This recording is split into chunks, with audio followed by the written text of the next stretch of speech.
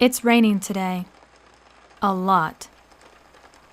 To the farmer, rains like these are a worry at best and devastation at worst. The family farmer is a steward of the land, working every day with nature and relying on the weather to provide just enough sunlight, but not too much. Just enough rain, but not too much. When this balance shifts and becomes too dry, a drought can starve crops, make water scarce for animals, and start wildfires. When it goes the other way on the barometer, and the clouds move in for days or weeks, and the rain pours like this, a real frog strangler, as the old-timers say, then opposite troubles start.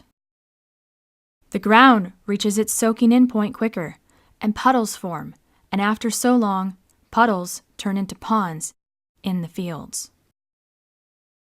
Floodwaters rise, and livestock move or need moved. Fresh planted seeds wash away, or seedlings just starting to grow and reach for the sun drown.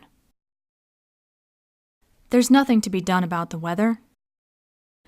The reality of humans controlling the weather is not as fantastic and fun as it is in the imagination. Planning and preparing before a storm can help with some things. But during the growing season, the farmer can only watch the rain pour, worry about the crops, the season, and the future for their family and the farm, and do a lot of hoping and praying that things will work out okay. And when the sun peeks out again, nature's beauty reveals God's promise. A rainbow.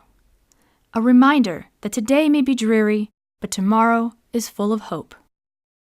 Maybe tomorrow the sun will shine and lift some of that settling water heavenward again.